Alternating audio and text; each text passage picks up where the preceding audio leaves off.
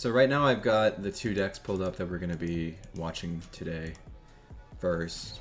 Yeah, let's talk through those. Talk a little bit about C Bigs. This is the deck that Reapout is fielding for their adaptive seat. C Bigs is a Dis Sanctum Shadows deck.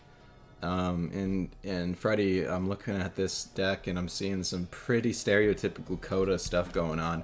It seems to be a little bit more control-y, a little less on the burst side, but a little more into the control package here, especially with the Dis. Yeah, and that's I am of the belief that Dis Shadows is the archetypical control Coda deck.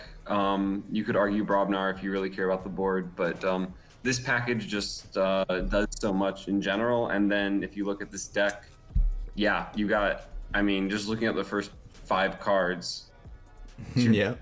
a Fear and a Hysteria. First 6 cards, you got a 3 Fates there, and then a Control of the Weak to top it off. So yeah, this is just gonna make your day miserable. You've got a Life Ward too, and then some creatures that just do some disc things. So yeah, it's really making you play around a lot of different ways to deal with the board. Yeah. Some reasonable Amber control. Doorstep to Heaven, I think, is the biggest piece here. The rest of it looks like some incremental stuff. You've got, like Stealing with Pit Demon, Urchin, Schuler, a little bit of Capturing, and then some Miasmas. A little less reliable for the Amber control, but it can stall for a turn and let you take the game from there.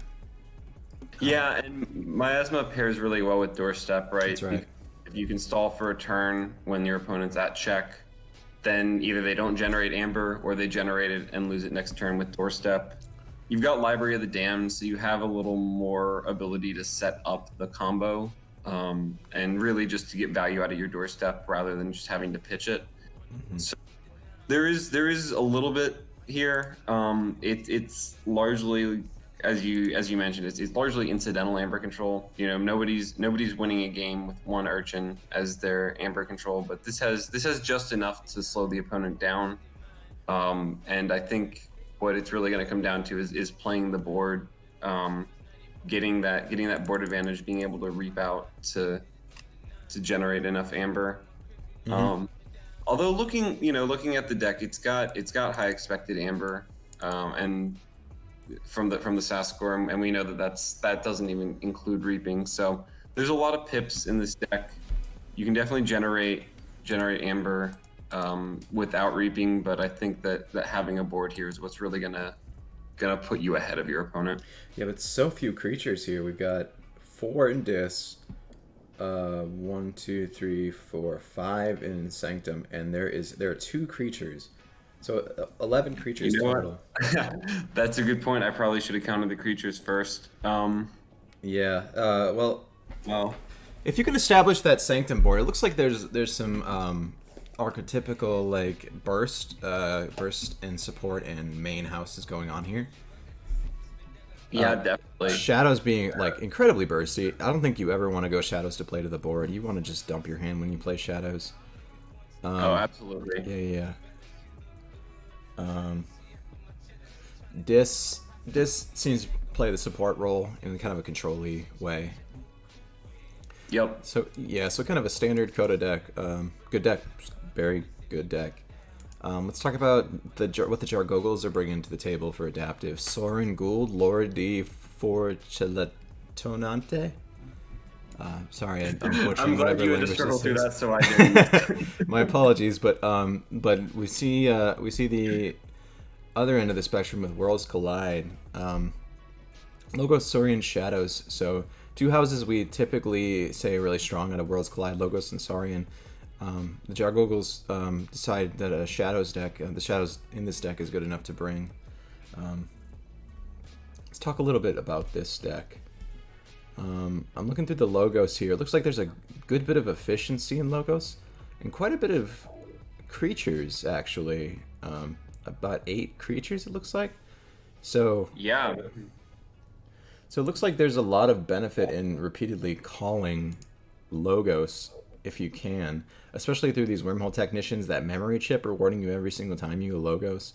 A crazy killing machine can be so good, especially with when you have Logos in your house. It seems that a lot of players are bringing Logos to the field, so being able to have at least one house in common is so huge with crazy killing machine. Absolutely.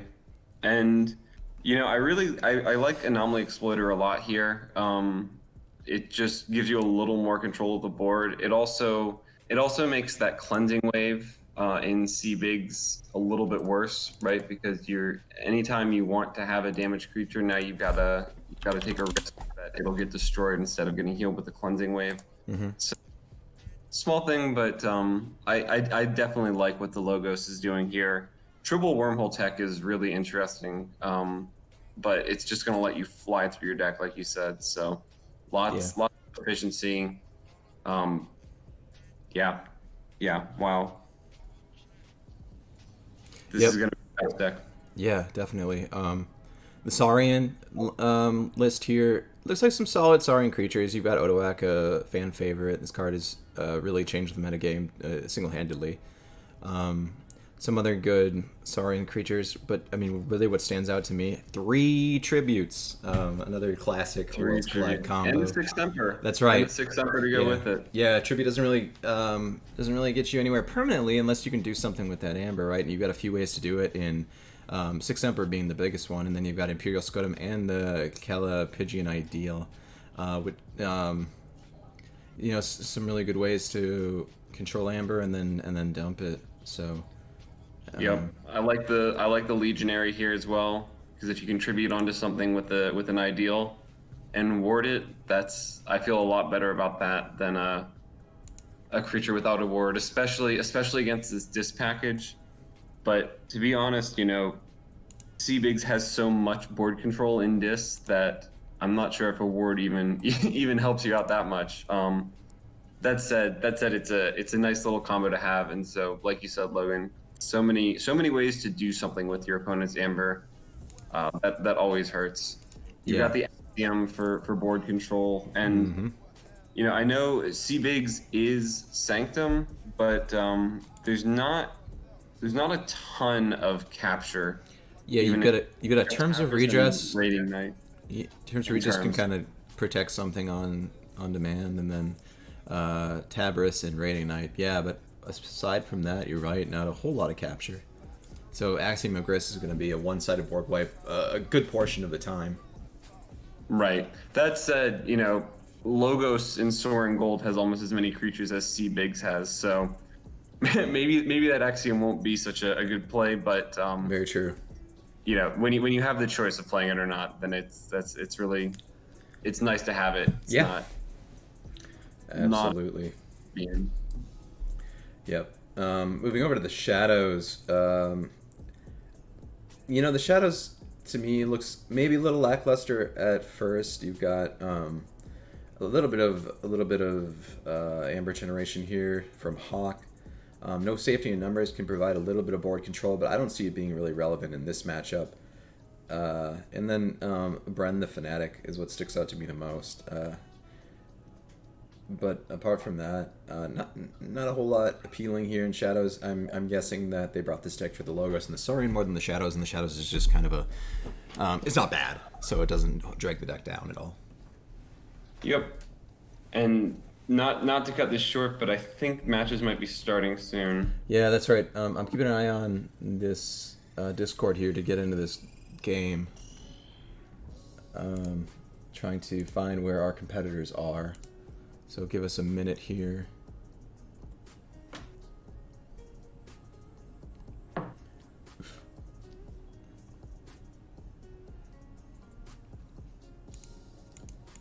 Again, we're going to be featuring the match between Reapout Earth's Alex Firesa Forngen and the Jargogles Damiano Paoli. This is their adaptive seed. You're the one saying the names. Yeah, very international tournament here. Unfortunately, for those of us who don't speak very many languages other than English. It's great to see, though. Absolutely. Always nice to see that Keyforge is so popular in so many places. Yeah. The Italians coming out disproportionately for this tournament. A very, very strong Keyforge community in Italy. So shout out to the Italian guys. Definitely a lot of them. Okay, looks like the game is up. And I'm realized I'm logged into the wrong Kip account. Okay. Where do you see that game, Freddy? It's Firesa and I see. DamPauls. Okay. Give me just a second to join you, but they can start. I don't know if they're waiting for us or not. They are in the game right now. We are in. Awesome. Okay, both players have just drawn their hands here. So let's see what they want to do with their mulligans. Firesaw starting with a 3-2-2, a doorstep in his hand. You really don't want to see that in the opener. I would imagine that he might consider mulliganing here. No, he decides to play it out. So puts that master plan into play. And I didn't quite catch what he placed under that master plan. My apologies. I think it was a miasma.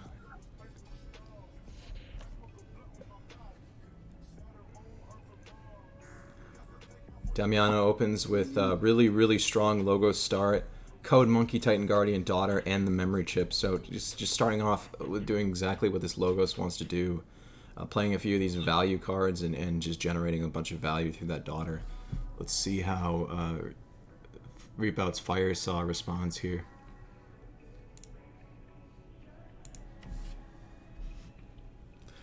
He goes Dis, plays a couple of his creatures, and he's got the Control the Weak, so this would be the interesting part of his turn. Let's see what he names. He forces him to go Saurian, and it looks like he had the Soul Read. Saurian was easily the best call here. He's only going to be able to play 2 cards.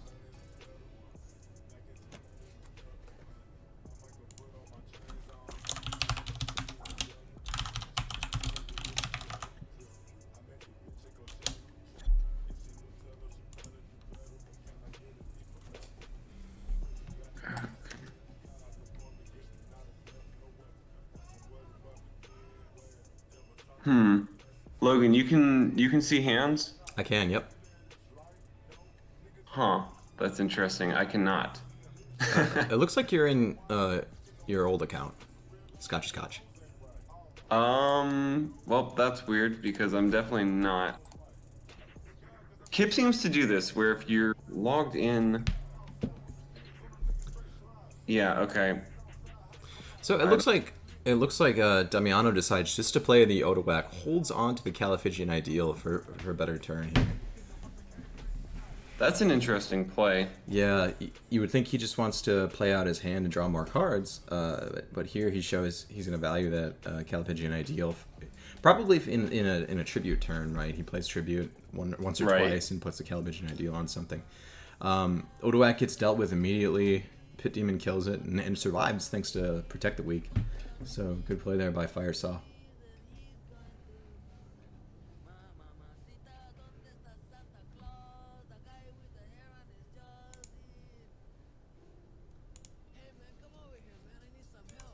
Haha. All right. I'm back and it looks like I can see hands now. Excellent. Sorry for the delay, but looks like we got ourselves a game. Yep. Looks like Damiano's deciding what house to call here. Logos would be a good call here. Shadows plays way more cards. Plays so many cards, yeah. That's right. But a hit and run a little awkward here. He could kill the Pit Demon with that. I think that would be a good call. Can't really play that no safety in numbers.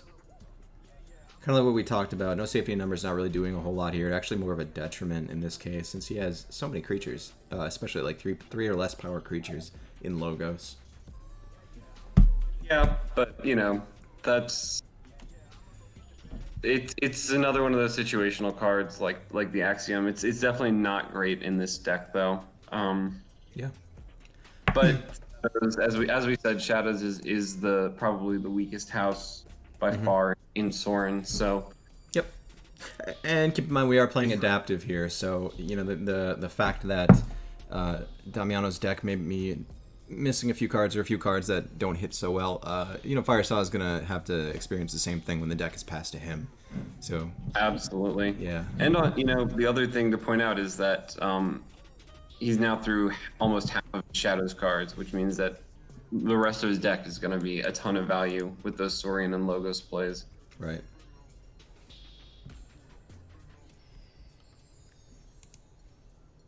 Firesa responding with a quick Shadows turn of his own. Just gets to check, plays out a Nexus, and some tips. But now, okay, now DamPauls has the Calpigian Tribute combo. The only question is, does he go for it this turn? It seems like a good play here, but you know, it's always tempting when you have a Logos board like this to just call Logos. Right, especially with memory chip. Yep. That said, that's such a, I mean, Tricerian Tribute Calpigian is like, you know, that's the combo that we just talked about. Right. And so if you can play that off, take your opponent off check, threaten check of your own, it's such a money play. Mm-hmm. It's Saurian doing Saurian things exactly how they want to do them.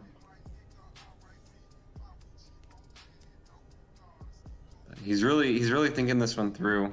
Yeah. And I think, you know, with good reason. There's a lot of different ways to take this.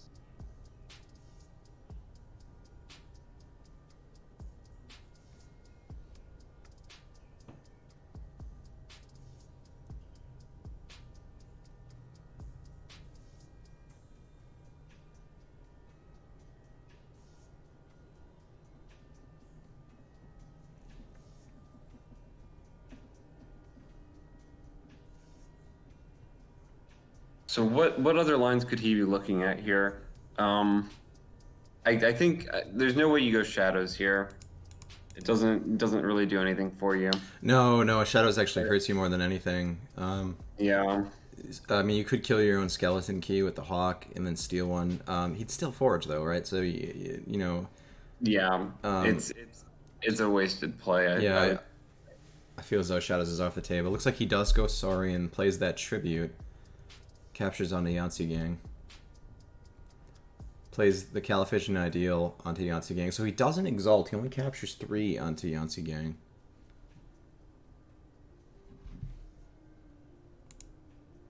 That's interesting. Firesa going Dis.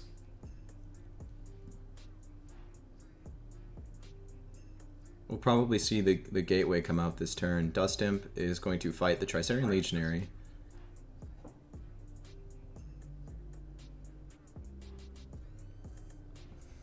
Interesting play.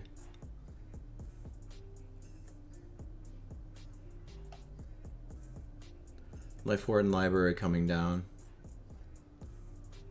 So I wouldn't be very surprised if we saw a Hawk to immediately respond to that.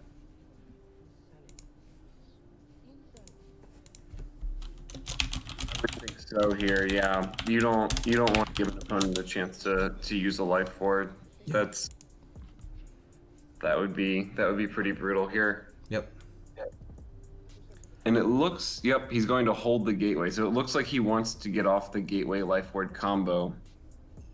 Yeah. Now, the question is, does DamPauls give him a chance to pull that combo off? Is he going to hold the Gateway, or is he still thinking about it? I'm not... Or did he pass the turn already? I might be behind. Yeah, it looks like he passed the turn already, so... Okay, I might have gotten disconnected here. DamPauls' turn. Yeah, I had the same thing happen a minute ago, but... yeah, it looks like he's held the Gateway. So he's really going hard for the combo, and this is a really tempting Logos turn. 3 wormhole techs plus the Tau Tau, but being in God mode here, seeing both hands, it's clear that the right play here is really Shadows. But will DamPauls see that? Does he feel like Life Ward is a big enough threat to warrant going Shadows? And there is an argument to be made, even if you know that the gateway is to still go Logos here. You force your opponent into a less than ideal disc turn. You still get a lot of value from what's on the board. You play out so many cards from your hand, and you're cycling through your deck. So, it's always nice to have a daughter. It's nice to have Titan Guardian down in the Yancey gang. But at the end of the day, these aren't creatures that are going to make or break the game. Just play out your Logos hand and really force that gateway.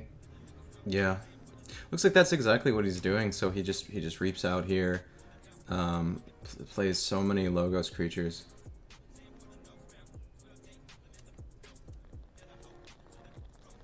So right now he's got 1, 2, 3, 4, 5, 6, 7 Logos creatures in play. You gotta feel like his opponent is gonna play that Gateway Life Ward combo.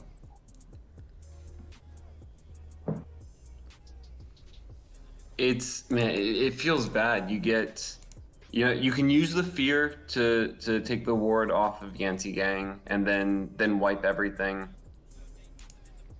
Oh no, he's gonna return Yancey gang. That's actually not a bad play. Doing it the other way, using fear to move the Yancey gang back to hand because it slows down the turn. Your draw, I should say. So I like that. I think he's still gonna play the fear. Yep, there we go. Especially with the Life Ward, actually. Yeah, that's a cool combo. And now what does DamPauls do? He's got this hand that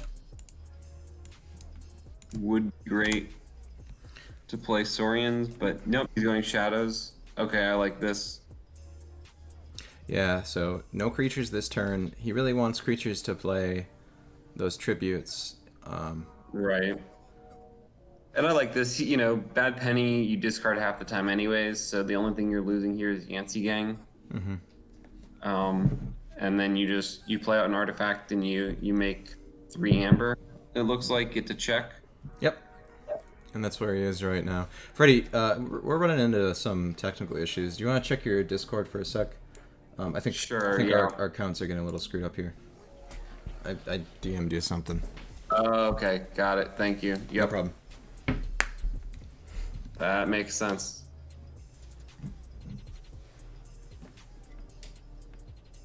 So we see Alex, a Firesaw, just play out an Urchin and a Miasma to stop Damiano from forging during his next turn.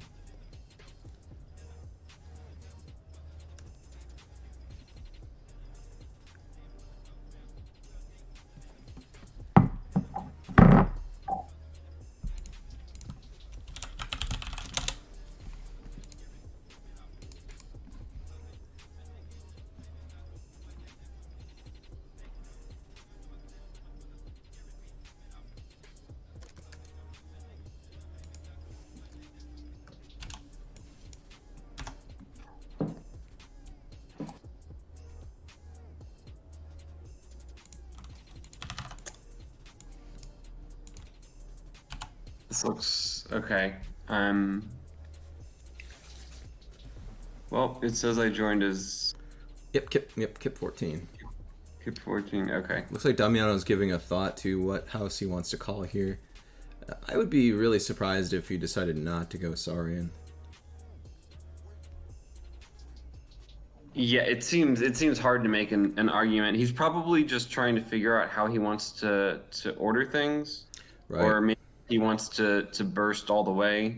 Play the first tribute, Exalt, play the second tribute Exalt before you 6 Emperor to maximize Amber. How he wants to play the Axiom out, do you want to try to ward something and then 6 Emperor it? Right. There's a lot of small decisions, so I think he definitely goes Saurian here. It's a question of exactly how he does it. That's interesting. Why? Do you see in the chat it says that I said received? I do see that. I'm not quite sure why. I didn't say that. I'm not quite sure why. I didn't. Well, now I've got you leaving the game. Well, that's... Man, okay. I'm still here, but I guess if he's doing anything, I'm not seeing it, so... Yeah, he's still thinking, it looks like. Okay. So...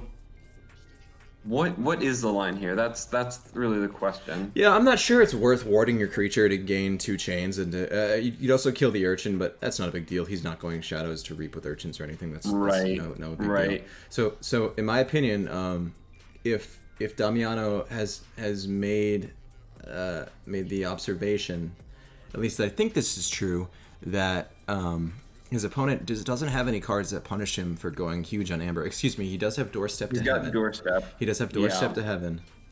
But that's not something you really have to play around, right? No, it doesn't punish you, it just stops you. Right. Right. Yeah. So it looks like so he's gonna play this Centurion Stenopius. Let's see how big he can go here. If he plays that second tribute, he'll just gain another 2 Amber. So he decides not to. He decides to hold the tribute. He's going to gain a mere 6 Amber from that play. Take away all his opponent's Amber. So, he could have done more. Is all I'm saying. Just kidding. Obviously that's an absurd play to essentially steal 4, gain 2. Yep. And his opponent answers with a Doorstep, so clutch move there. He had the answer. Interestingly, plays the Bulwark, so it's protecting the Urchin. Yeah.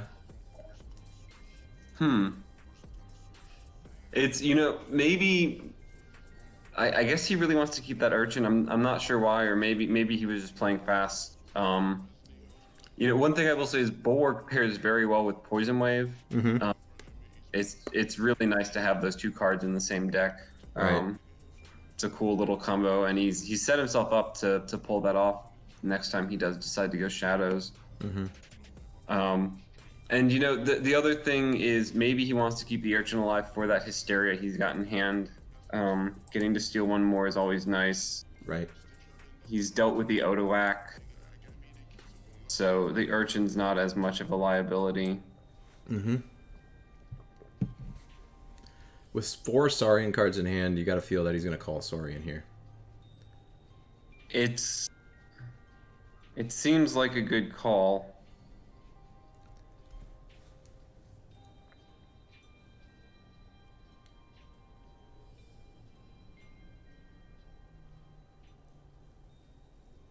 He's given it some thought, though. Maybe considering that Axiom. Right. So he does choose Saurian as his active house. Plays the Broododon. Probably follow it up with the Tribute here to capture 2 Amber. We'll see if he exalts to capture another one, but I think that would be unlikely. So he captures 2. Yeah, I think just 2. You can put the Scudam on it, but you know that Hysteria is a liability. Right.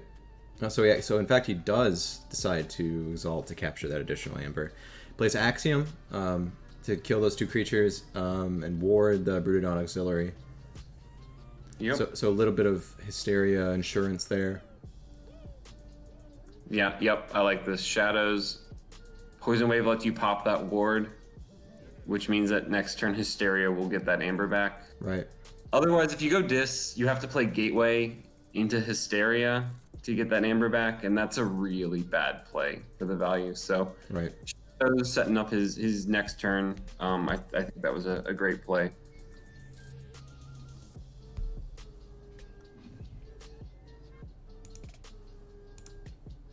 It's interesting too the disparity in terms of how quickly these two players are playing their decks, and I think a lot of that you can just chalk up to Coda versus Worlds Collide. It'll be really interesting to see when they switch decks next turn, next game, whether or not that persists. So this is a deck thing or a player thing. So it looks like Damiano's going to actually take a turn just to kill his Brooded-on Auxiliary. Great Anticipating move. that Hysteria. I love it. Both of these guys are really playing that next level game where they're not just thinking, how do I maximize my turns? They're thinking, how do I minimize my opponent's next turn as well? And you see a lot of great counterplay. Right. Yeah. His opponent definitely anticipating that Hysteria. Having 6 cards left in his deck means he almost certainly has that Hysteria, and it's such a key card for this matchup with those Scutums and everything that will get rid of that Amber otherwise. So absolutely. Yep. We see a discard of the Gateway. He holds the Hysteria. And he holds the Hysteria. Yep. Again, identifying how key that card is in the matchup. Yep. I don't disagree. And it's especially with the Schuler, it's always really nice for the same reason I'm saying it's nice to have it with Urchin, but even better because Schuler's in the same house. Right.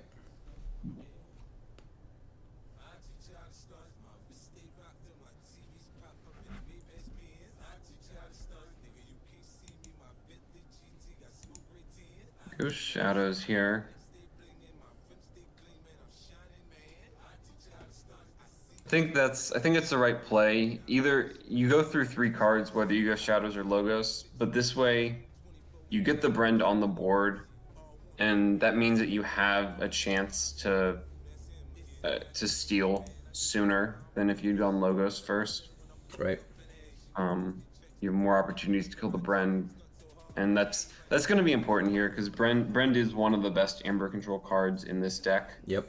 Obviously the tributes are fantastic, but outside of that, there's not a whole lot of Amber controls, so Brend is actually pretty important here. Mm-hmm. Absolutely.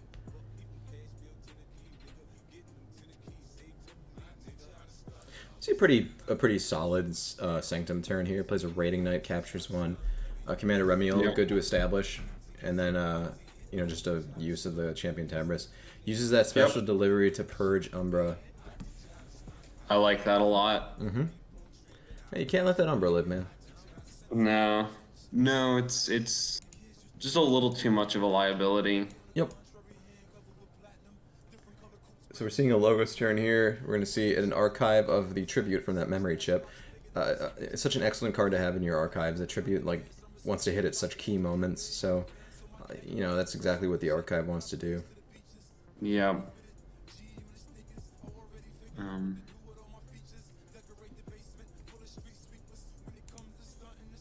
Playing things out. Do you play the Code Monkey here? You probably just toss it. I don't think it's... Yeah, I'm not sure there's a reason you want to archive that reassembling automaton. Right. Definitely don't want to archive the Brend. No, that not ideal.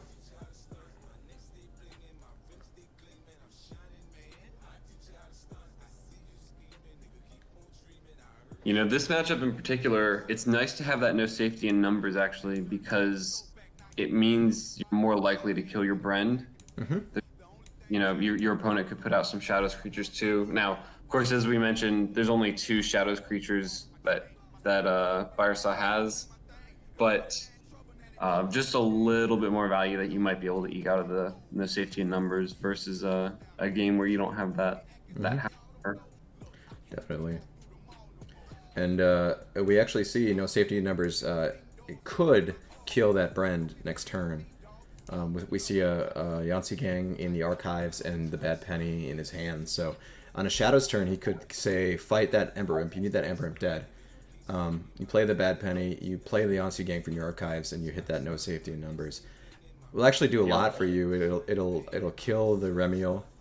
It'll damage the Raiding Knight, damage Tabris, and steal 3. So, yep, and I think that's exactly what he's going to do here. I think it's got to be, right? It's a great play, The only question is, what does he hawk, I think. My guess is you'd probably hawk a skeleton key. That seems to be the least Skeleton keys. impactful. I would say so. That said, again, he doesn't have the most amber control, so maybe you go after Crazy Killing Machine instead. Maybe even Anomaly Exploiter, although that's really nice to have right now. It Looking at seems good right now, yeah. are on the board. Yeah, exactly. Probably see a discard as Bad Penny. I would have to think so. Yeah.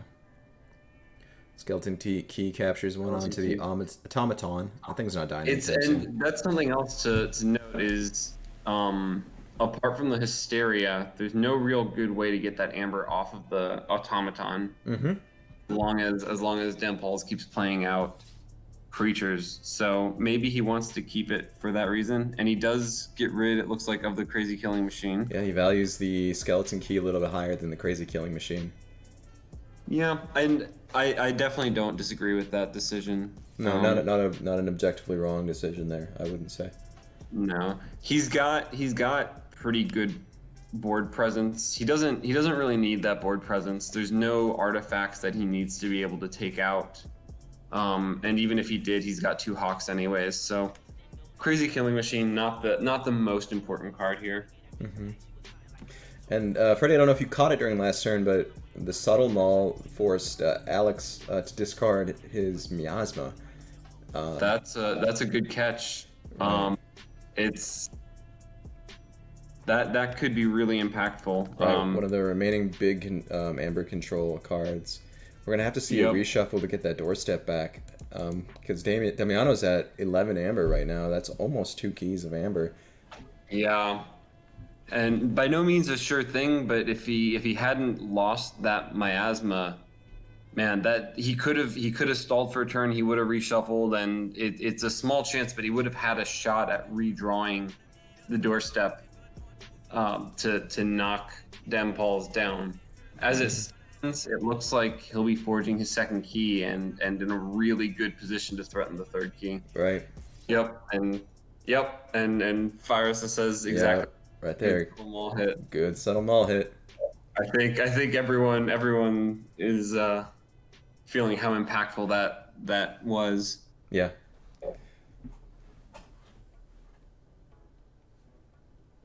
Let's now that we've seen most of one game and it looks like DamPauls is certainly in the driver's seat. I'm not going to call the game over yet, but Fires has got a hole to dig himself out of here certainly.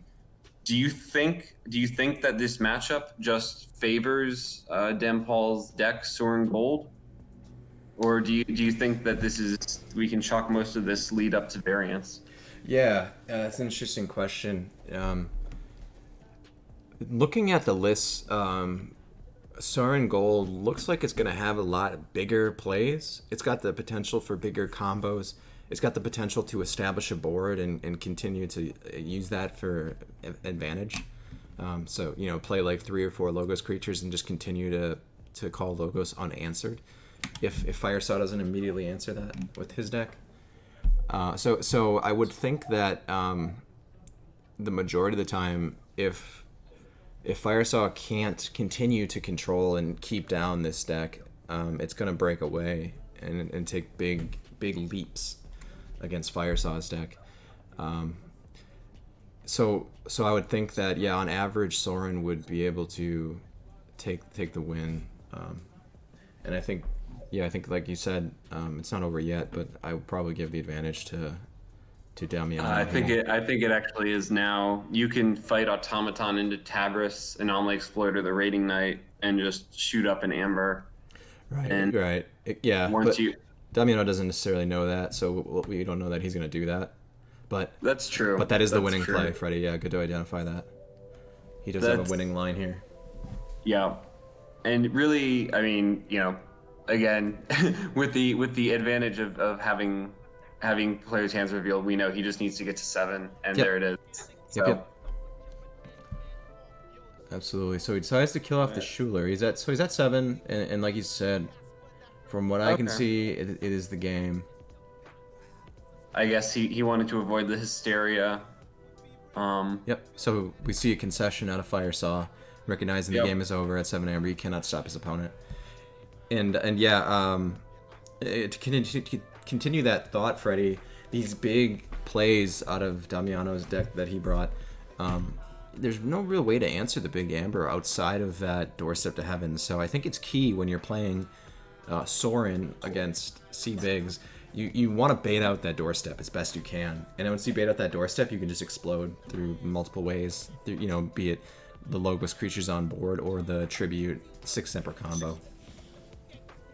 Yeah, absolutely. It's it's like a lot of those cards that punish you for going big, right? It's the same as we say a lot for something like Too Much to Protect, where you're almost better off never playing too much to protect and just having your opponent always aware of the threat, because for exactly the reason you said, it changes how you play so much. The biggest difference here is that it doesn't really benefit your opponent if you go big. It just doesn't help you. When we're talking about doorstep versus Too Much to Protect. Yeah, absolutely. That said, yeah, you're not going to win the game off of just one doorstep, but you have to make sure that you get value out of it, I think. Right. Because if you don't have it, doing something impactful, then how are you slowing down your opponent? Right. There's just not much that you can do. Yeah. We'll see if both players have identified that kind of the posturing around that doorstep is going to be so huge here. So for those who aren't aware or may not have played Adaptive before, Adaptive is an interesting variant of Keyforge. Essentially, both players bring a deck, play the first game. After the first game, they switch decks, so that's what we're seeing now. The second game, where Firesa and Damiano have switched decks.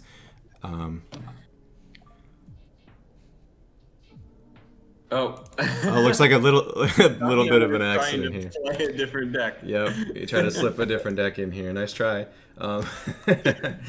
So as I was saying, they will pick the correct decks, that being a switching of decks. So we'll see Damiano play Firesa's deck and Firesa play Damiano's deck. If the same deck wins, then they'll go to a third game in which they bid chains on the winning deck. So the person who brought the winning deck will start the bid at 0, and then each player will take turns bidding chains on that deck.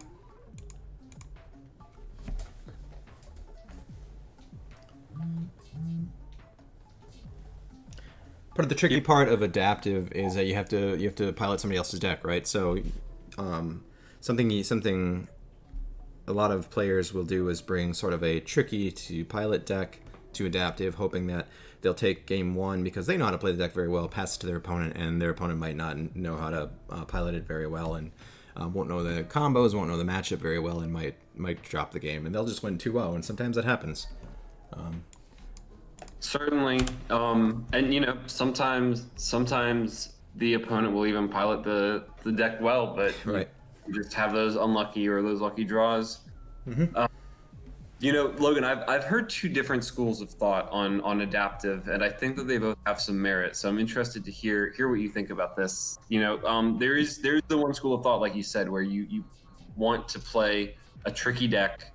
You want something that your opponent's going to have trouble figuring out, and hope that you can win both games by doing so. There's also a school of thought that you want to bring a really strong deck where you were going to win game one, you're almost certainly going to lose game two, but because you've lost the second game, it means that after the bidding is over, you're deciding whether you go first or not. And when you have chains involved, that decision of who goes first and second can be even more impactful, right? If I have chains and I get to go first, I get to shed those chains pretty quickly. Drawing before I take my first turn, then I play one card, and then I draw, and I've already lost two of those chains. Where do you fall on between these two camps? Both places, actually. I think both camps, like you said, have a lot of merit. There's even a third camp. There's so many. This is the beauty of Adaptive. There's just so many decisions to be made. But I think I would prefer that the second one you talked about, the one the stronger deck, you always want to win game one, right? You get that morale boost. Your opponent gets nervous, right? You definitely want that. So I don't put a whole lot of stock in deciding who goes first. Definitely, probably better to go first when you have chains, but I don't think it makes that much of a difference. The third school of thought that I don't think has been discussed a whole lot is you might want to bring a deck that plays very well when it's chained. So being able to identify that the deck plays very well when it's chained and your opponent may not know this as much, that means that you can bid way more chains on it than your opponent feels comfortable. Or get to the point where you bid so many chains on it that your opponent's like, whoa, that's way too many chains. I don't feel comfortable with it at all. But hey, this deck actually plays really well when it's chained. So I'm getting this deck for a discount, right? That's a great point. Yeah. And I think that bidding in general is a very, very skill testing sort of thing to do in Keyforge. I think it's one of the trickier things to do well in Keyforge, because not only do you have to understand what chains do to a deck, you have to understand how that affects the matchup, the specific matchup between two decks. Right. And so if you have that innate understanding of what 5 chains versus 7 chains versus 12 chains feels like, that's going to be huge when you get to that bidding phase, if you know something about your deck that your opponent doesn't. So I like that point a lot. Yeah. Coming back to the game, we see not a lot has happened so far. These players are both really slow playing and trying to posture a little bit. We saw, even though he went second, we saw Firesa play a treasure map on his first turn, just for that quick amber burst. So I think he knows, what he's up against, and he wants to wait and see how his opponent plays, and in the meantime, just put a little bit of pressure on his opponent, make him have to react. I like the play. There certainly, he had 4 Saurian cards when he did that, so there's an argument to be made that you just want to go through your deck. But these are all Saurian cards that maybe I want in a turn or two anyways. Play that Axiom after the opponent's played out some creatures. So I like the treasure map. Yeah, definitely. So heads up, Freddy, really powerful, control the weak. Makes his opponent go shadows. All he can do is play an Umbra on that turn, so almost a complete time walk there to steal the turn from Magic the Gathering.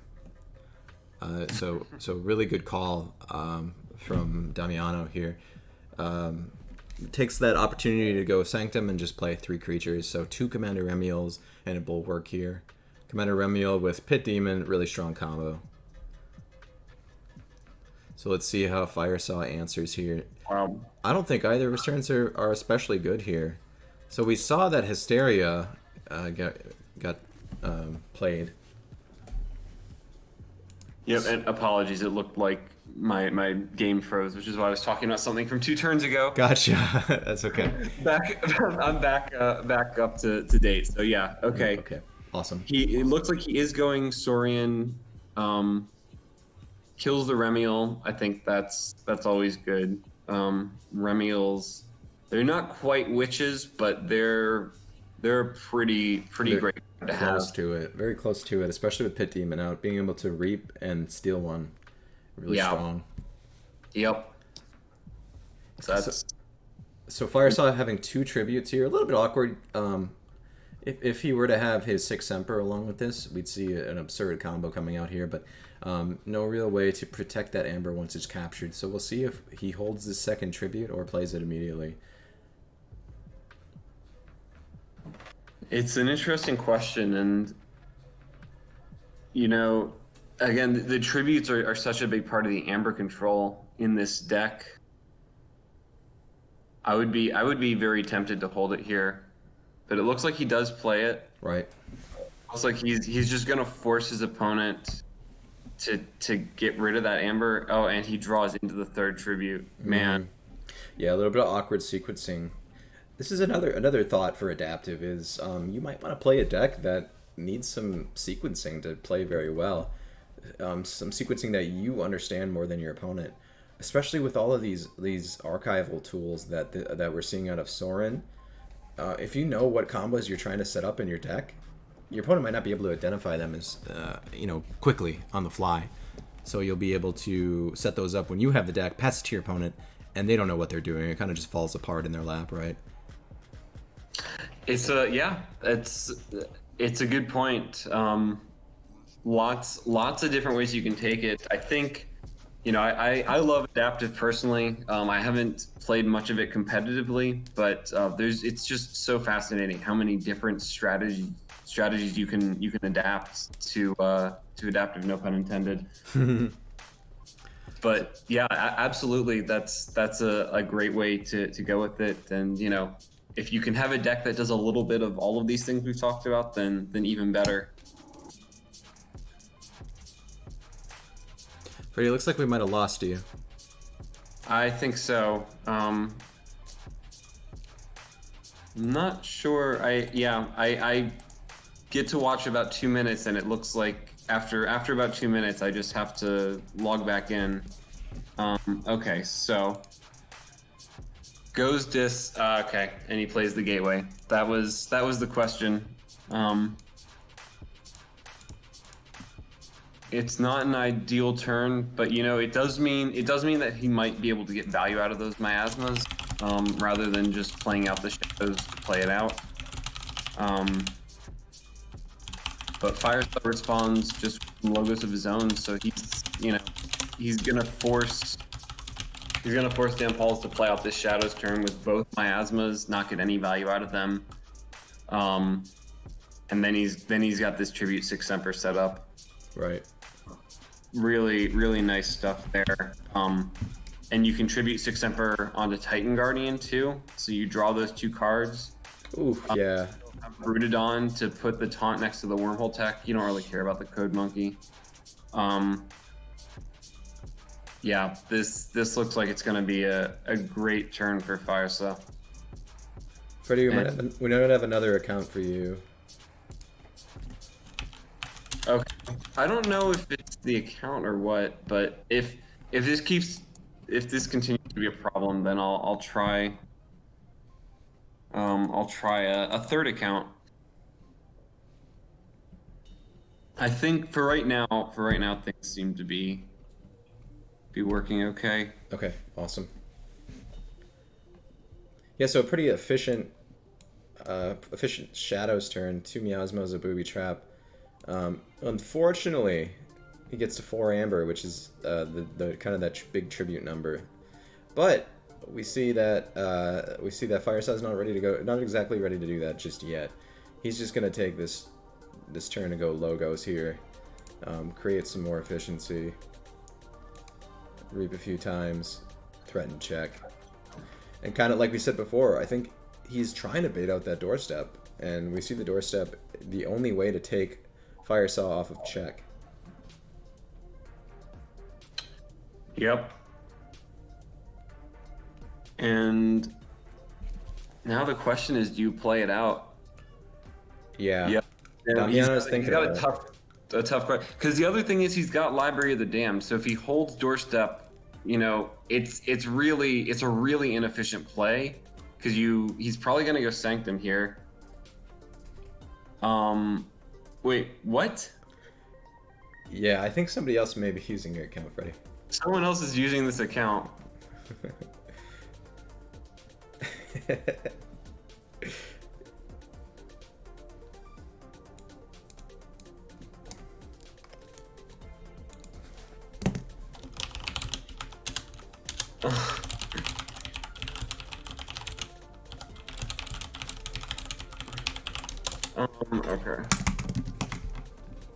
That's very strange.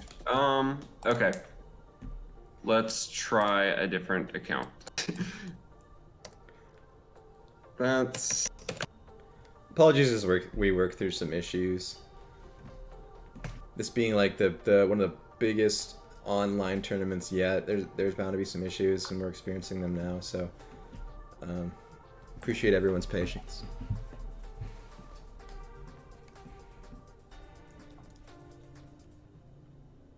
Don't worry though. I'm not going anywhere. I'll be here to give all my hottest takes, Oh yeah, the hot takes incoming. no matter what. So we do see the doorstep to heaven played. Damiano kind of I think he regrettably plays that. Not exactly ready to do so. But it's such a great turn. You play 4 cards out of the 5-card hand, and now you got to think that yeah, it immediately calls Saurian. He knows what he's doing here. He's tribute 6 Emperor. Yep. Although now you have to do it onto the Brutodon because of the Tabris. So Yeah. it is a little less ideal. Yeah,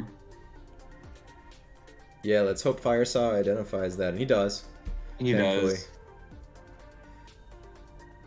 So, again, ladies and gentlemen, to those of you who have not yet experienced all that Worlds Collide has to offer, tribute, capturing 4 onto a creature, 6 Emperor, moving on the Amber from the most powerful creature to your pool, destroying that creature in the process. So you essentially capture 4 from your opponent and exalt your creature, so that's 5 Amber, and move it all to your pool with 6 Emperor. So a really You strong also combo. get an Amber from the Pip on tribute. Oh yeah, if stealing for some 4, reason. if stealing 4, gaining 1 wasn't enough, you actually get a Pip on tribute. So essentially, this combo results in you stealing 4 and gaining 2 Amber. So what is that, a 10 Amber swing? 10 Amber swing. Yep. Yeah, huge, Yep. huge, and that's if you only have 1 tribute. This deck has potentially 3 tributes. So in the ideal circumstance, you have a 30 Amber swing. I'd love to see it. That would be I would amazing. love to see that. Don't know that we'll be seeing it anytime soon. No, definitely not. Although if there was any deck that could do it, I'd put my bet on this one. This one has so much archiving. It's got a lot of great ways to set it up for sure. Yeah.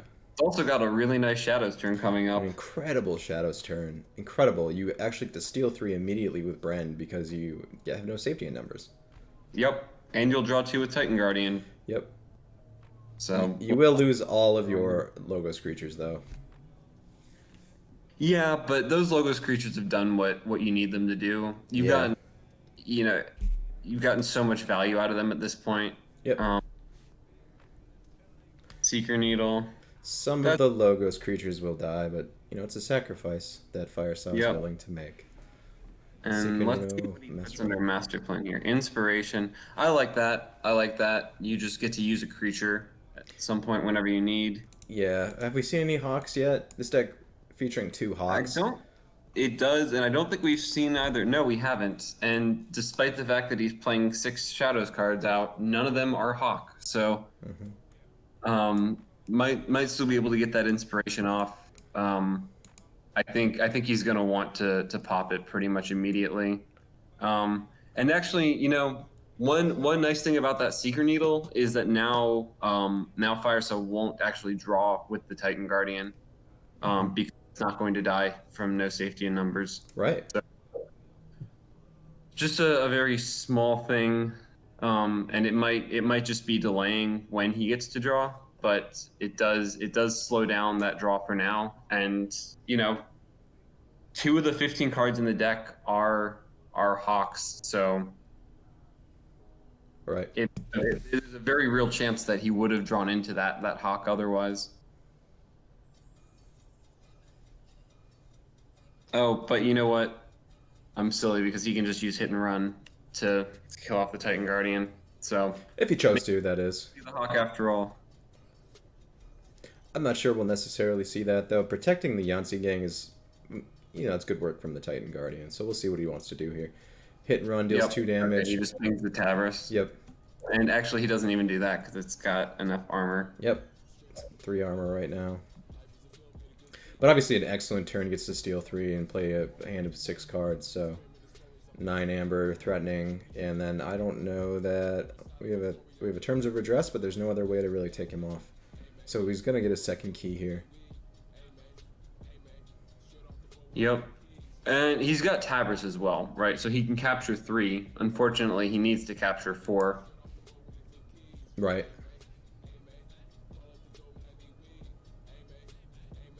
And this is really, I think this is really starting to look like a classic Coda Worlds Collide matchup where Coda does Coda things, but Worlds Collide just plays out so efficiently, and Right. it has enough silly combos, at least at the top end, that it's just a little too fast for Coda to keep up.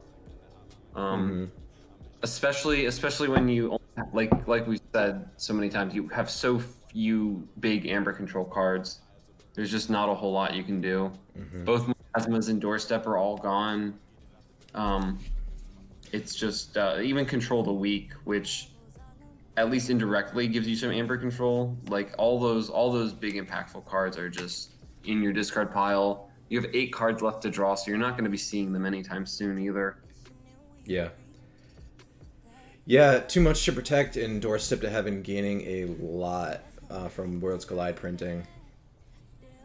Absolutely. Seem to be a lot of combos that want to make a lot of Amber in a really short amount of time. So too much to And protect. not only that, when you have so much stuff pumping up key costs, you know, it's not always going to affect the Worlds Collide player, right? But if they're playing out something like a Muslik Mermook, right, they're going up bigger on Amber. I think you just, in general, you tend to be a little bit less worried in Worlds Collide about going big on Amber. Right. And people seem to like decks that have these big Amber plays. And Coda punishes that better than any set, I think. Yeah.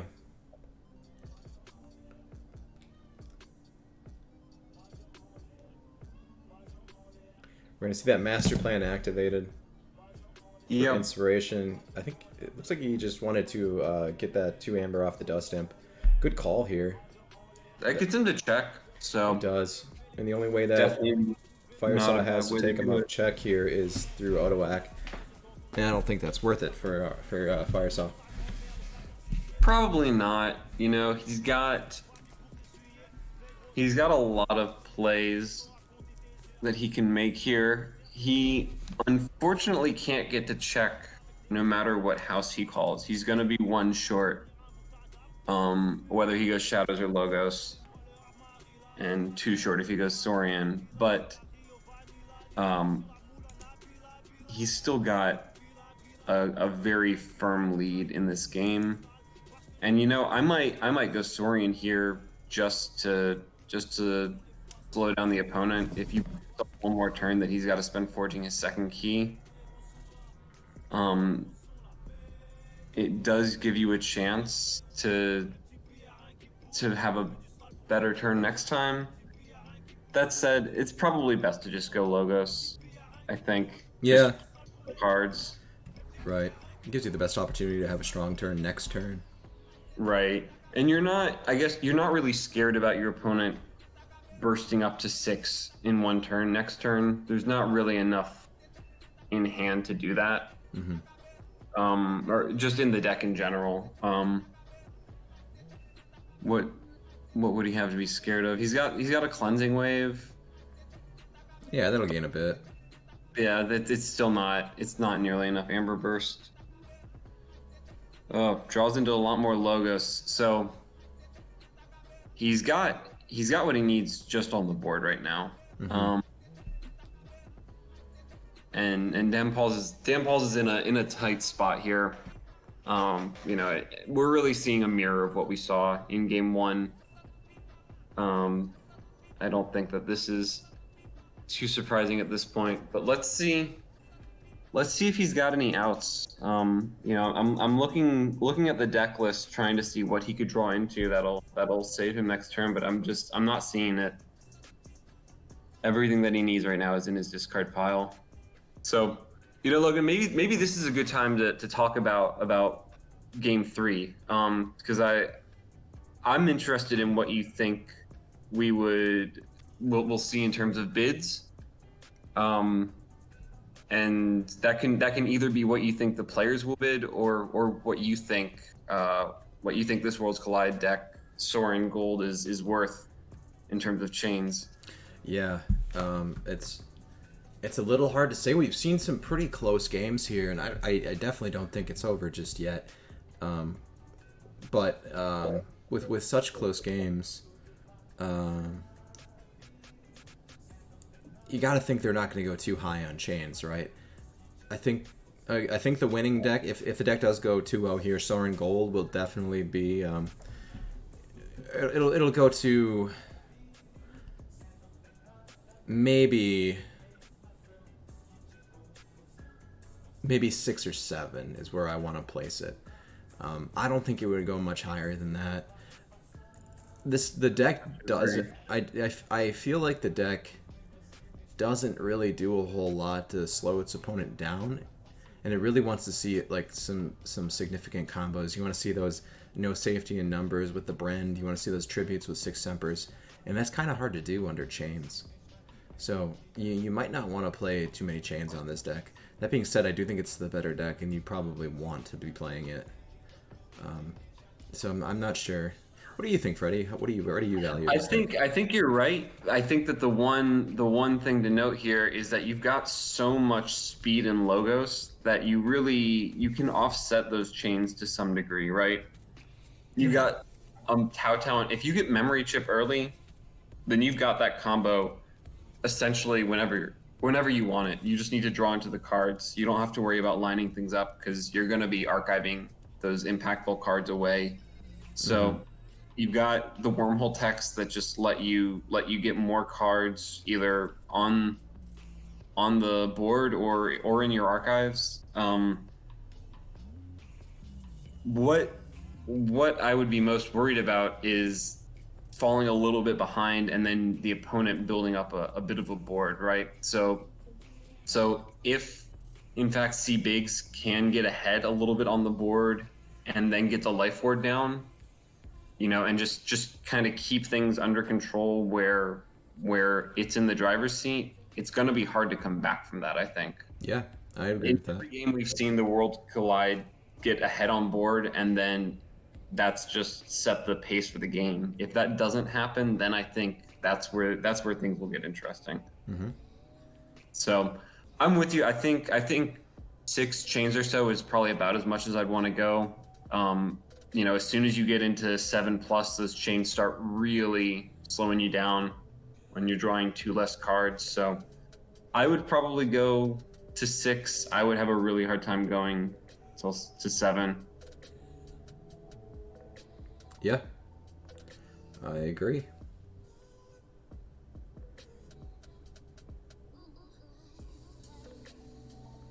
So Damiano thinks he has lost, is what he's saying. Yep. Decides to fight into that Titan Guardian with Champion. Into Titan Guardian.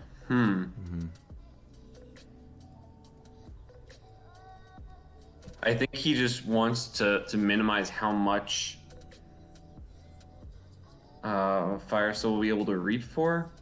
Yeah, that would be my guess. Automaton, because it would have been exhausted.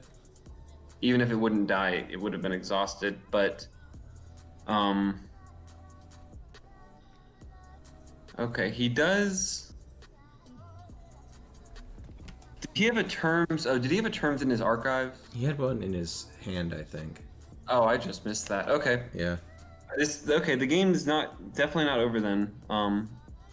My bad on that one, guys. Still a really solid Logos turn. Wow, you know what? It's gonna be really close at this rate though.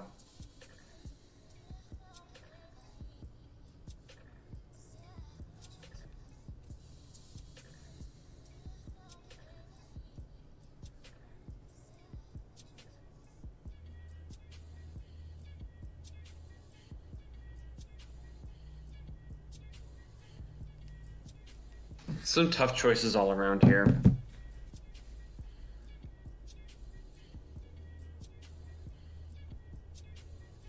Yeah. You feel like you want to go Logos, but you don't get to check. That's the hardest part. You don't. It is, but you don't get to check no matter what. Right. There's no turn that you get to check. Nothing's gonna take you to check. Stomp. That life ward makes things really hard here. Yeah.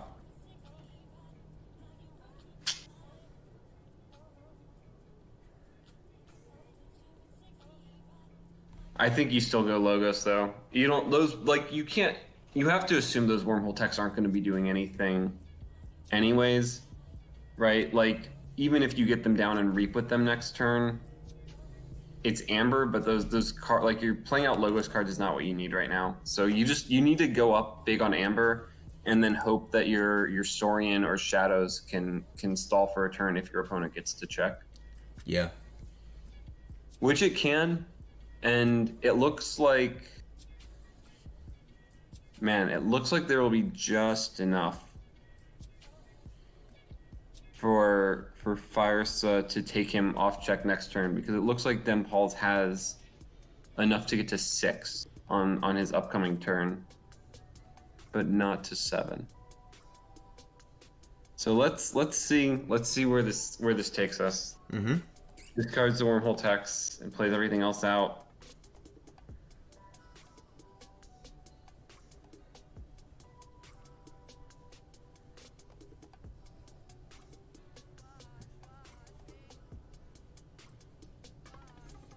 And now DamPauls has some pretty tough choices to make here. You know, do you go Sanctum and go to check? Do you go Sanctum and use Tabris to capture an Amber? Yeah.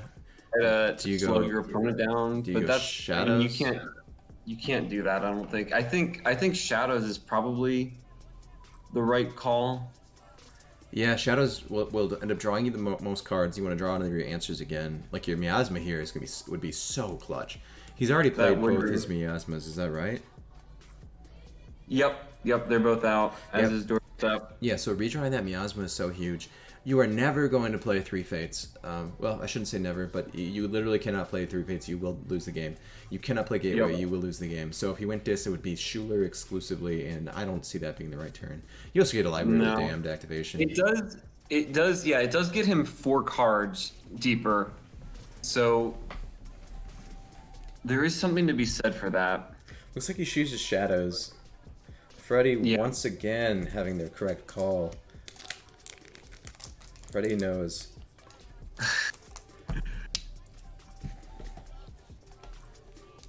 Ping's a daughter. I think that's for sure the right thing to do. What does he archive here? Does it matter? He archives Schuler. Okay. You know, the next couple turns are going to be so important. I don't think it matters. Right. He draws into another unplayable card in Hysteria. So right now he has 3 unplayable discards in his hand. He draws another Sanctum card, so he'll be able to pressure a lot in Sanctum. So yeah, but what's he gonna? How is he gonna? He can't take his opponent off check. Is the problem here? Yeah, you might be right here, because Firesa has to go Saurian. He has no choice in the matter unless he prefers to lose to win, which I would not recommend. But he'll play out that Odoak. Yep. He will stomp. What doesn't matter what he stomps. He won't kill anything. Yeah, you probably stomp Tabris because you want Tabris dead, or maybe Radiant Knight since it'll do the most damage. Yeah. You throw the Scudam on the Odoak. Matter. Right. Ultimately, doesn't matter.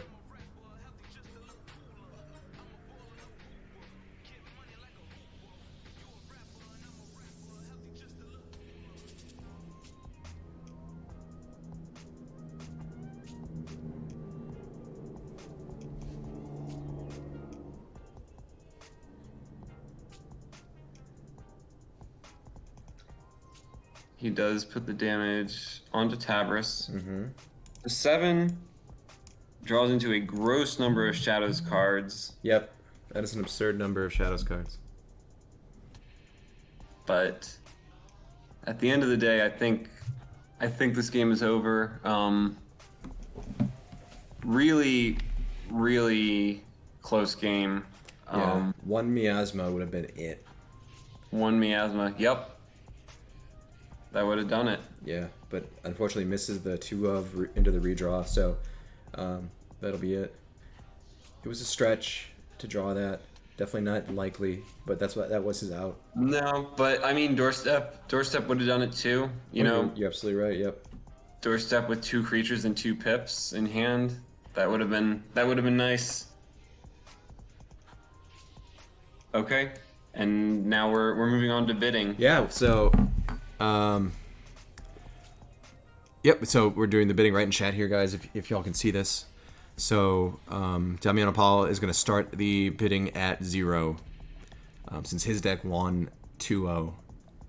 And this is the interesting part of adaptive here. Let's see where these 2 players evaluate this deck. Firesa takes it to 2 chains. 2 chains. And like we said, these decks are so close. I don't think I would be surprised if the bidding didn't go very high. Yeah, after seeing that last game, like I said, six maximum, but I would, man, even going past 4 feels like it's really, really hard to do here. Damiano giving it some thought. I would really be surprised if he doesn't say this deck is worth 3 chains, at least. Yeah, is this just posturing?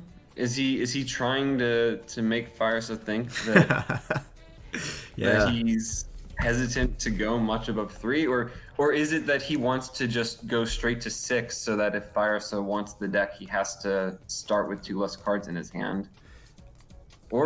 Or is he really just unsure if the deck is worth more than 2 chains? Yeah, this is where the mind games come into play, Freddy. This is why adaptive is so beautiful.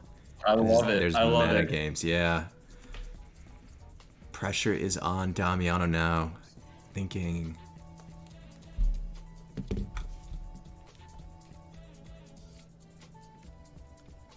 Three chains after some thought. Damiano calls it at 3 chains. Let's see if Firesa wants to go to 4 or higher even. No, he says it's yours for 3. 3 chains. Wow. A lot fewer chains, much fewer chains than either you or I would have probably gone to. Yeah, I definitely would have gone at least to 4.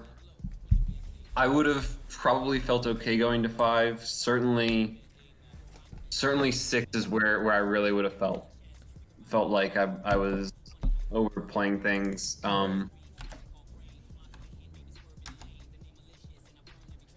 But yeah, there are just enough answers in these decks that I think we're gonna see a really good matchup here.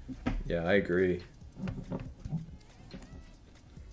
Yeah, after that first game, I would have said, man, this Worlds Collide deck, Sorin, Gould, definitely the winner. I would definitely bet higher than 3 chains. That last game though makes me think they're a lot closer than first glance. Yeah, and you know, I was saying 6 chains with 2 or 3 turns to go, and I definitely revised that down by the end of that second game. So certainly a lot to be learned about how these decks work. Even just a few turns can really tell you so much about what they do. Right. And looking at these hands, does DamPauls mulligan here? I like this hand. You know, you've got Tribute a little early with Eric.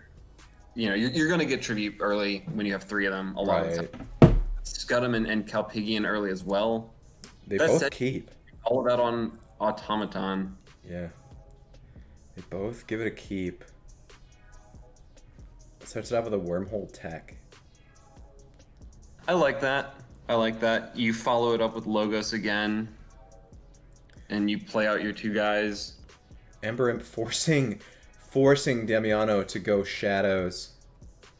He has no Shadows cards, so this is the definition of a time walk. Control the Weak makes him go Shadows. He has no Shadows cards to play. He has to pass the turn back. Yep. Devastating. And wow, Firesa. And he's gonna Wow. With quite the setup here. He's got a Ember Imp behind a Bulwark. Freddy, I think we're going to see this deck do exactly what it wants to do. Yep. Yep. And look what he's got in hand too. Look at this Sanctum turn is just getting worse and worse by the minute. Well, worse, I should say worse for DamPauls. It's looking great for Firesa. Yeah, he's probably got his legs kicked up right now, hands behind his head, just chilling.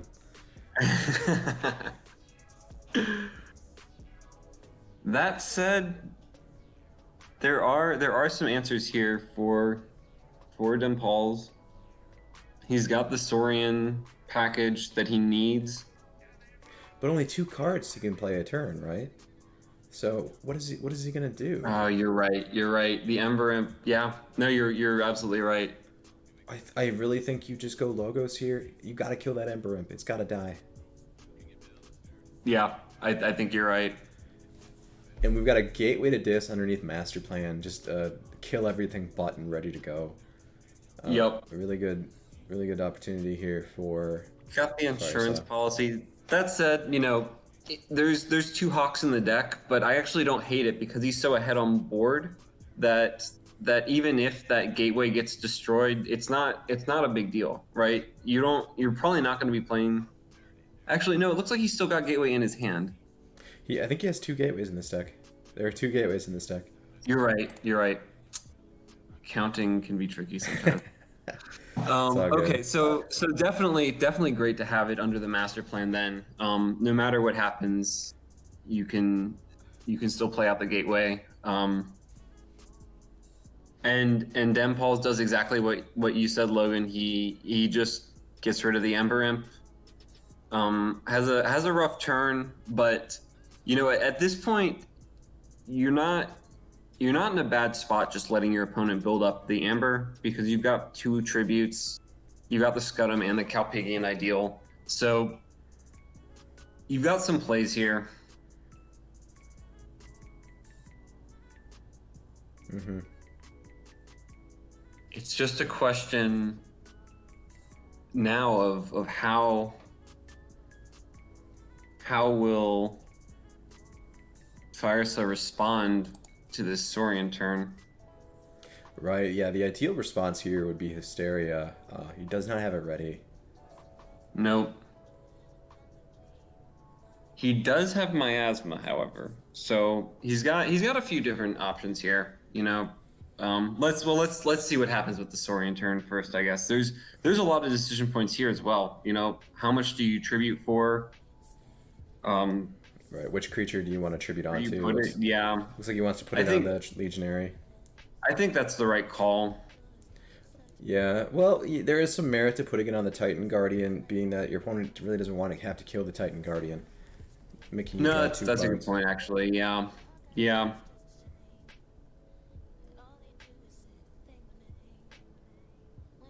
could really go either way with it. Yep. If I had to guess, he's planning to go Logos before he goes Saurian again, and so it just means that you have a better chance of getting another Reapout. But yeah, that's a good call. There's a lot of arguments to be made either way. He holds on to one of the tributes. Interesting decision. Well, you know, if he can forge here, he can just go Saurian again, tribute again. Yeah, man, that would be absurd. Yeah, with Calpigian Ideal, it's such a scary threat. And you know, Firesa can get rid of Trisarian Legionary, but it's gonna be really painful if he wants to. Yeah, right. He's gonna say goodbye to all that Amber. Right. He's gonna take an entire turn off to do it too. He's got to fight. You know, can he even do it? If he throws all of his Sanctum creatures into Trisarian, yes. You're right. Yeah, he can do it. He uses Remiel to pop the ward, and then Radiant Knight Bulwark will kill the Trisarian Legionary. Right. But That's a Again, turn, man. That's a turn that's a turn. to get Yeah. rid of all of your own amber. And he does have miasma, so I think the move here is to go shadows and hope you draw into Hysteria. Mm-hmm. Keep in mind also that he has Gateway to Dis, so what he could do is just fight a single creature into Tricerian, reap out a couple times, and then pop the Master Plan. Mm-hmm. That's also an option. Yeah, good point.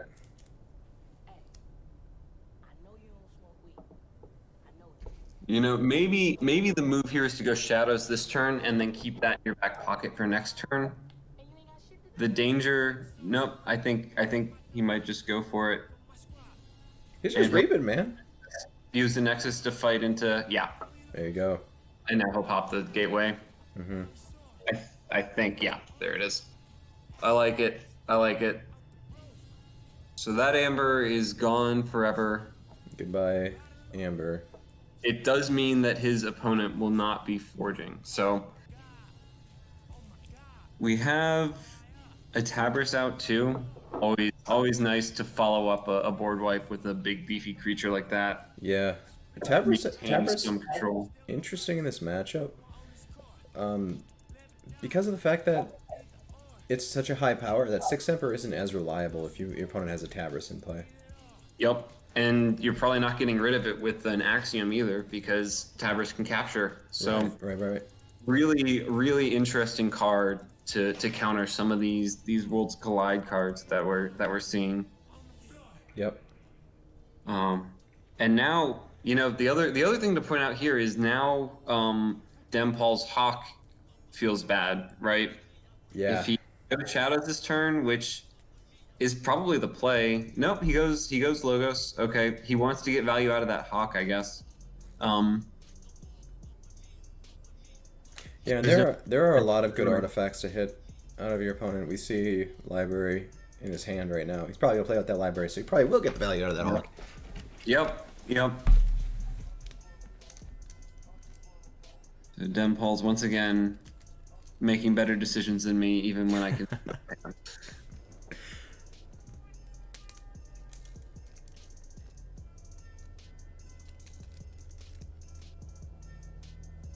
Okay. Now I think Shadows is definitely the right call here. Yep.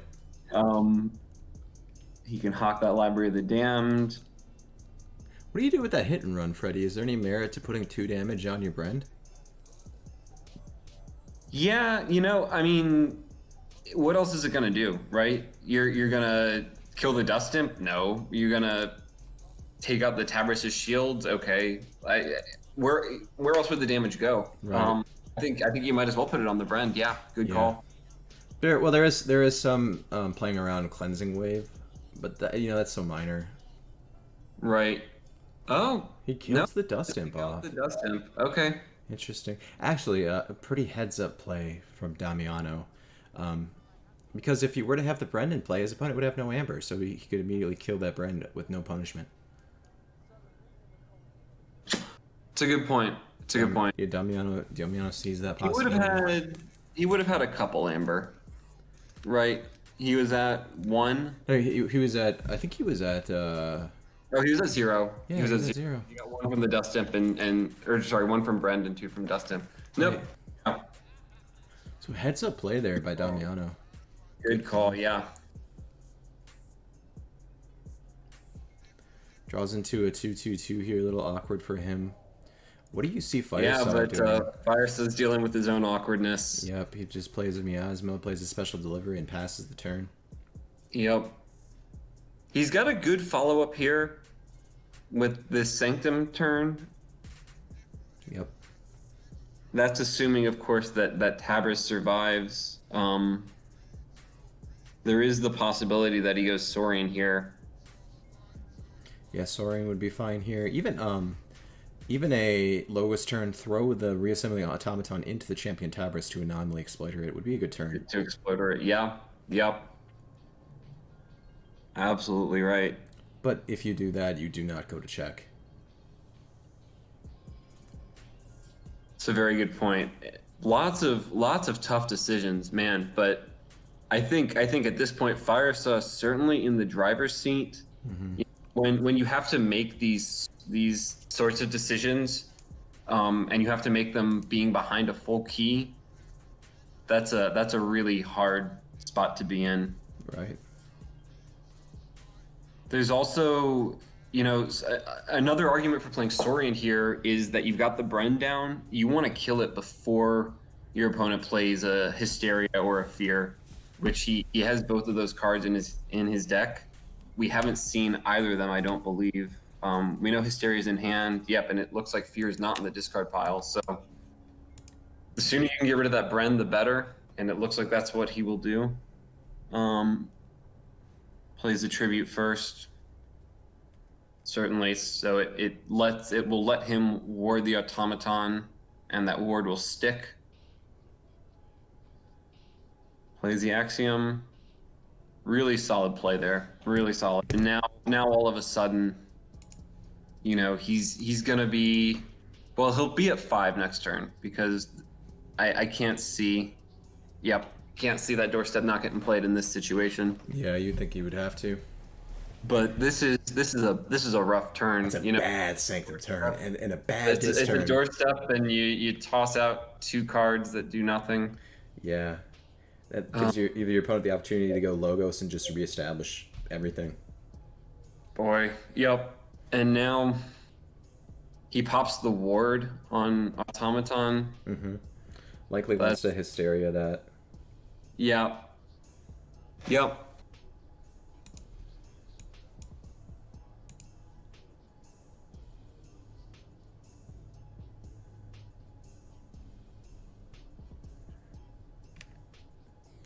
Damiano entering check at 6.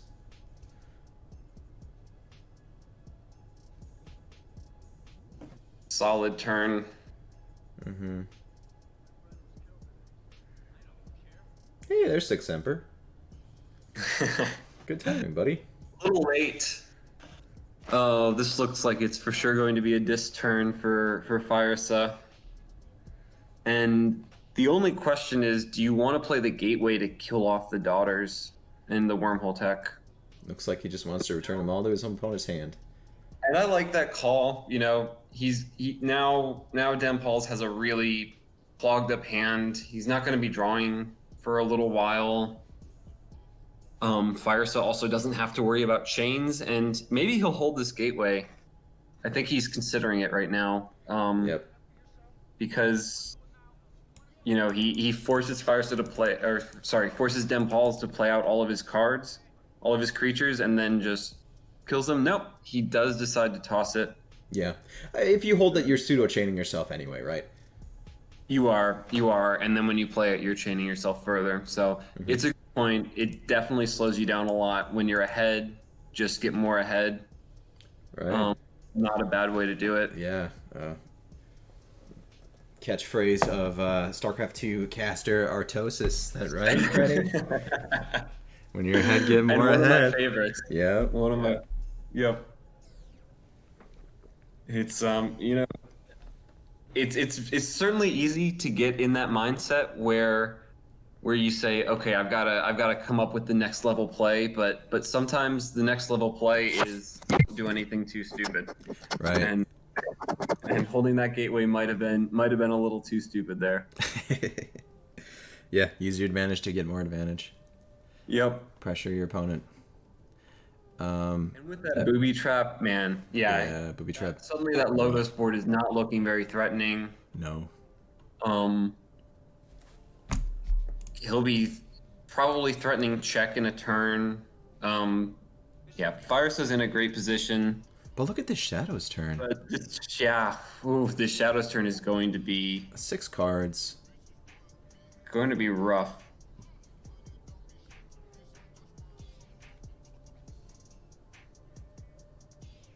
Hawk to get rid of Seeker Needles, nice. Yeah. There's an Urchin out, and that Wormhole tech's got 2 damage on it as well, so the Seeker Needle's almost certainly going to be getting value at some point if you don't get it. Absolutely. Plays out the no safety in numbers. Establishes a board. Yep. Great turn there. Mm-hmm. And now Firesa has to decide, does he want to go shadows to get to check? Or does he want to take this a different route? Actually, no, he can also go disc to get to check. He won't get value out of the Schuler if he does, so he does decide to go shadows. Yeah, I like shadows here a lot. I agree. He takes back control of the board. Not complete control, but this is a pretty even board. It's gonna let him play out the Remiel and give it a chance to live. He does open up his Pit Demon to Anomaly Exploiter, but it's worth it to get out that Poison Wave. And he holds on to Miasma. Did I see that, or did he draw that? He drew into Miasma. Never mind. Sorry. Yeah. To the Miasma, so that's nice too. Definitely. To see that in the bottom portion of your deck is so important. Yeah, absolutely. His opponent only has one key right now, so even if he doesn't get to stop his second key, maybe he can stop the third key. If he wants to hold it, probably not the move, but he's got a lot of nice options here.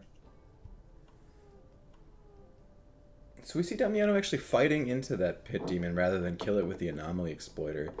Does he have the Soul Read? Does he see that Schuler waiting to steal one Amber from him?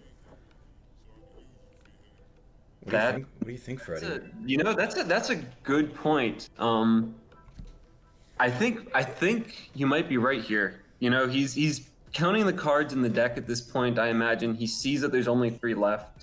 He knows that his opponent hasn't gone dis, at least in a couple turns. So playing around that Pit Demon, around that Schuler rather, I like it a lot. And it's that's one of those next level plays that's actually smart.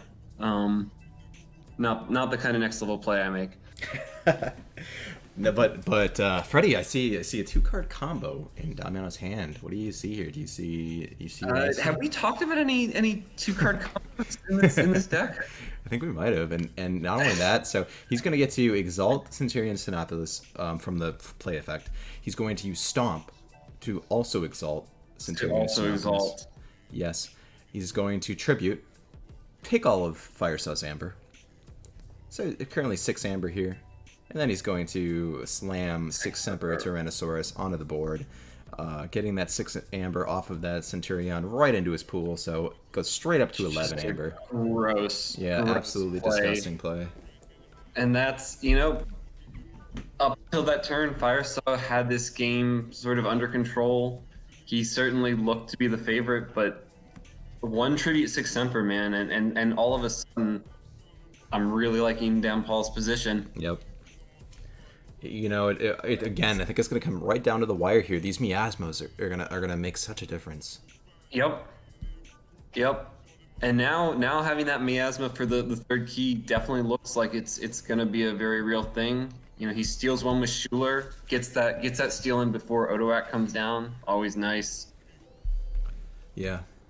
And he's got the miasma Poison Wave, but that's really, he doesn't have much beyond that. He's got a Terms of Redress, so he can stall a little bit. Mm-hmm. He can stall a little bit, but can he stall long enough to get to check himself? That's the question. Yeah. He's got, between Terms and Shadows, he's got 4 pips in hand. Between Sanctum and Shadows, I should say. So he can get to check. His opponent right now has a Skeleton Key and an Odoak as the Amber control there. Subtle Maul hits Pit Demon. That's great. That is great for Firesa. He's not getting value out of that Pit Demon anyways. That's just too slow at this point. So he's going all in on the treasure map here. Interestingly, Ooh. Holds the no safety in numbers. I'm not sure I agree with that. I'm not sure why he does that. He does force his opponent to play out Miasma. I really like that he played treasure map there. Got the what a clutch draw! He draws into Doorstep. Oh my goodness! Oh man! And that the life ward making such a difference here. Yeah. What is Damiano gonna do here? Logos, right? Logos is the call. Logos, he has to. It's gotta be. It's gotta be Logos. Yeah. He's desperately looking for Get those as many tributes. cards as you can. Right. Desperately looking for those tributes. Yep. Yep.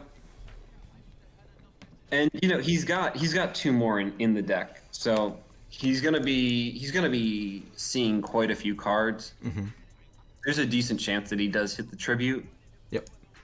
But well, actually, he's got 3 tributes. Is that right? Because he's already played out. Oh no, sorry, he played that one before he reshuffled, so he's got right. 3 still in his deck. 3 hits out of 22.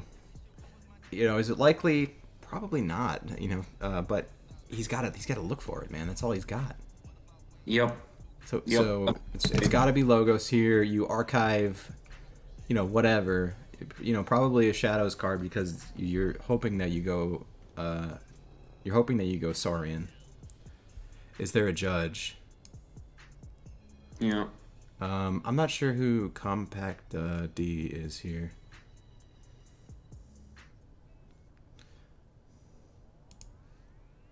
I'm not sure myself. So we do have a judge in the room with us. And he does get the tribute. He hits the tribute. That's huge. Hugely important here. Huge.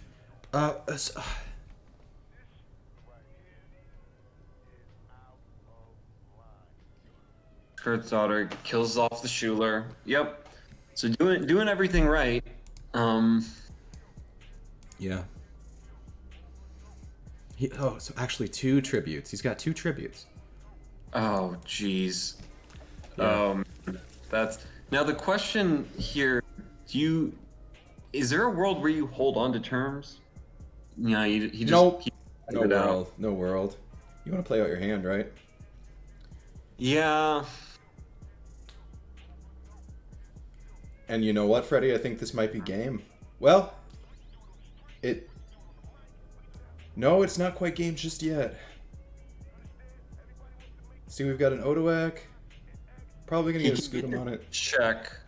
He can get a check, but his opponent's going to be able to take him off of check with a Raiding Knight. Use Raiding Knight to take him off check. Yep. Mm-hmm. And now the pressure's on Firesa to draw those miasmas. He's got a 1 in 10 chance, I think, unless he has one. Oh no, unfortunately, he's got one in the discard. So he's got a 1 in 20 chance to hit that miasma. I think that's his only out here.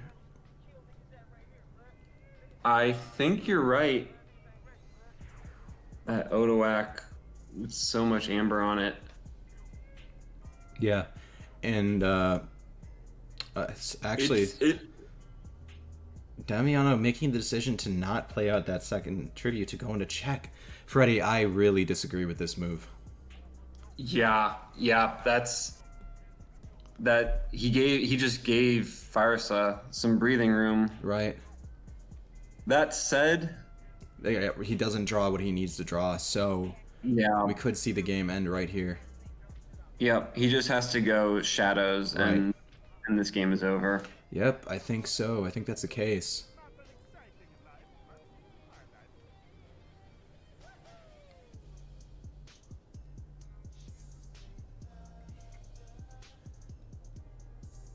And he does go Shadows, so looks like that should do it. Nothing in the archives. One Amber with Raiding Knight, but that's it for Amber control for Firesa. Looks like the judge just called time. I'm not sure it's going to matter. No. I think it's an interesting question how that works, but I think that what should happen. Yeah, Firesa gets a turn, then tiebreakers. So they'll both end up forging a key because Remio will reap. He'll get to protect the weak. But then what will happen is they'll both forge a key, and DamPauls will be left with 2 amber, and Firesa will be left with 0. And I think that should be the tiebreaker. Yep, I agree with you, Freddy.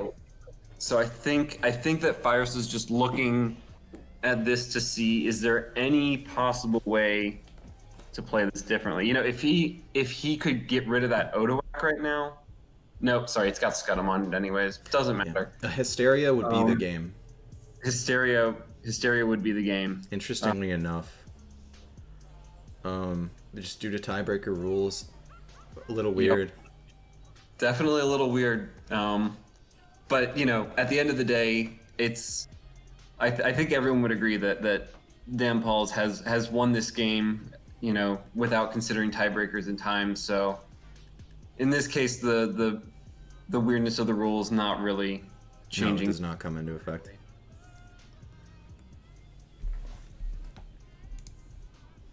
Yeah. So, looks like we'll do it. But you know, round of applause to both these players. Those were some fantastic games. Yeah, some absolutely. really great lines of play and really smart decision making on both sides. Yep, and here we have the judge explaining. Yep, echoing.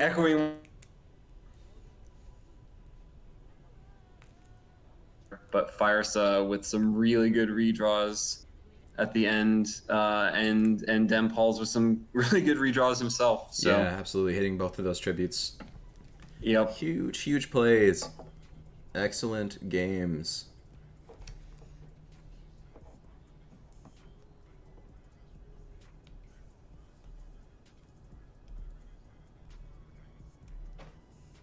Yep. Good games all around. Yeah, it looks like. Do you know how their teammates did in their respective games? I do not know that. We could check the bracket here. So yeah, the adaptive whim going to the Jargogles. Congratulations to the Jargogles. Let's pull up the bracket here and see if it's updated. To see if this game was the clutch game that gave them the win.